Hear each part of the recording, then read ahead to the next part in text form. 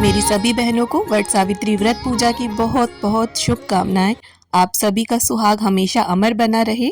तो फ्रेंड्स, करवा चौथ की तरह ही वट सावित्री व्रत भी हर सुहागन के लिए बहुत विशेष होता है। वट सावित्री का व्रत सभी सुहागन महिलाएं अपने पति की लंबी आयु और अच्छे स्वास्थ्य के लिए रखती हैं। तो वट सावित्री का व्रत अगर आपने अभी तक नहीं रखा है और पहली बार व्रत रखना चाहते हैं तो व्रत को रखें या ना रखें। और अगर किसी कारण से बाहर पूजा करने नहीं जा पाए हैं, घर पर ही बरगद की टहनी को मंगाकर पूजन किया है, तो पूजा के बाद उस टहनी का क्या करना है और जो श्रृंगार में हमने बरगद के पत्ते प्रयोग किए हैं उन पत्तों का क्या करना है, और पूजा में चढ़ाए गए भोग प्रसाद, श्रृंगार सामग्री, वस्त्र इत्यादि का हमें क्या करना चाहिए। और पूजा में देखिए फेरी लगाने का बहुत अधिक महत्व है, तो गर्भावस्था में फेरी लगानी है या नहीं लगानी है, तो इस तरह की सभी बातें मैं आज आपको इस वीडियो में बताने वाली हूँ। और इसके साथ ही देखिए स्क्रीन पर आप पूजा की विधि भी देखते जाइए। तो समय व्यर्थ ना करते हुए सबसे पहले शुरुआत करूंगी कि अगर आप पहली बार व्रत रखना चाहते हैं तो इस व्रत को रखें या ना रखें। तो देखिए इस जगह पर दो चीजें हैं कि अगर आपके परिवार में ये व्रत रखा ही नहीं जाता, और दो कारणों से व्रत नहीं रखा जाता है। एक तो पारिवारिक परंपरा ही नहीं होती है, और दूसरा होता है अगर आपके परिवार में बहुत पहले किसी की इस दिन मृत्यु हो गई होती है, तब ये व्रत जो है वो खोटा हो जाता है।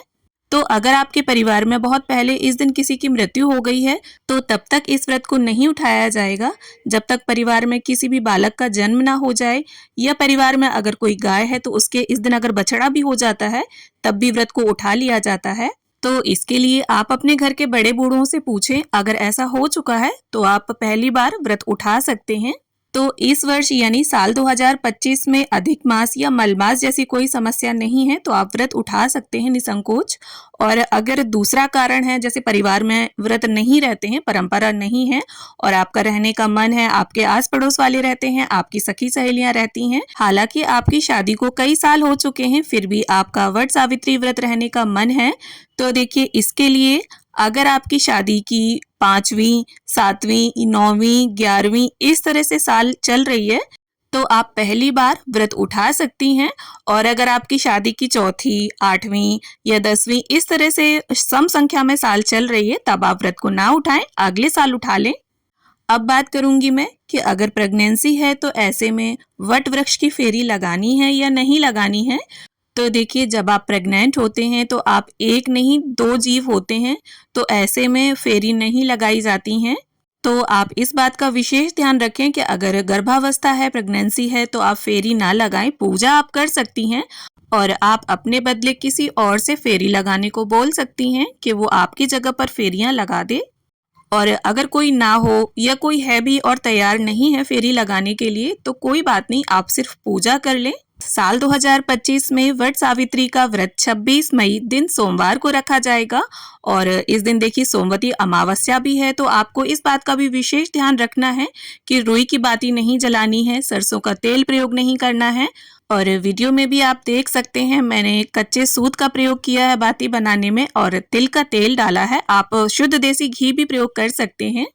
और अब बात कर लेते हैं कि अगर आप बाहर पूजा करने नहीं गए हैं, घर पर ही बरगद की टहनी को मंगाकर आपने पूजन किया है, तो पूजा के बाद उस टहनी का हमें क्या करना चाहिए। तो देखिए पूजा के बाद आपको टहनी को और जो भी बरगद के पत्ते आपने श्रृंगार में प्रयोग किए हैं उन सभी को आपको या तो भूमि विसर्जन कर देना चाहिए या फिर आप जल प्रवाह भी कर सकते हैं। हालांकि मेरा मानना ये है कि अगर आप जल प्रवाह करते हैं तो इससे हमारी नदियां जो हैं वो दूषित होती हैं। तो आप अगर घर में अगर आपके गमला है तो उस गमले की मिट्टी में आप इन चीज़ों को दबा दें। फूल पत्ते जो भी प्रयोग किए हों उन्हें भी दबा सकते हैं, कुछ दिनों में ये अपने आप खाद बन जाएंगे।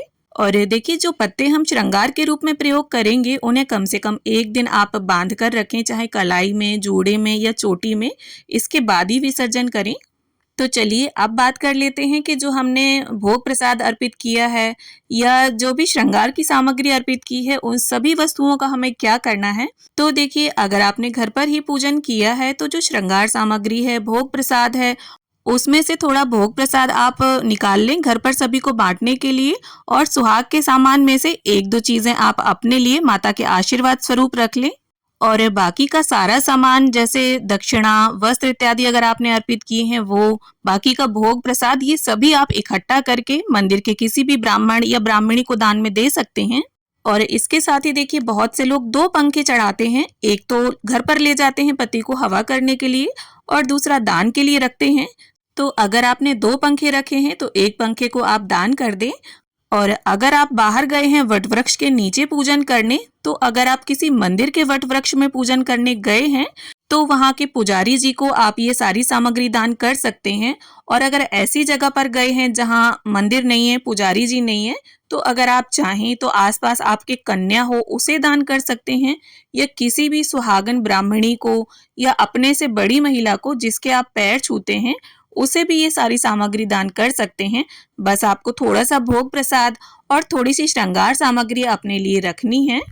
और अगर आप वट वृक्ष के नीचे पूजा करने जाएं तो थोड़ी सी पंजीरी ले जाएं, वहां चींटे चींटियों को आसपास डाल दें। बरगद के पेड़ के आसपास काफी चींटे चींटियां होते हैं। और अगर आप नहीं ले जा रहे हैं तो जो चने हैं वो डाल दें। जो भी मीठा भोग प्रसाद ले गए हैं तो थोड़ा सा बरगद के आसपास आप रख दें। चींटे चींटियां अपने आप इसे चुन लेंगे। तो उम्मीद करती हूँ आपके प्रश्नों के उत्तर इस वीडियो में आपको मिल गए होंगे। अगर आपका कोई और प्रश्न है तो आप मुझे कमेंट करें, मैं रिप्लाई के माध्यम से आपके प्रश्नों के उत्तर देने की पूरी कोशिश करूंगी। तो उम्मीद करती हूँ वीडियो आप सभी को पसंद आए। वीडियो अच्छी लगे तो इसे लाइक, शेयर और चैनल को सब्सक्राइब कर लें। तो मिलती हूँ आप सभी से एक नए वीडियो में। तब तक के लिए हरे कृष्णा, राधे राधे।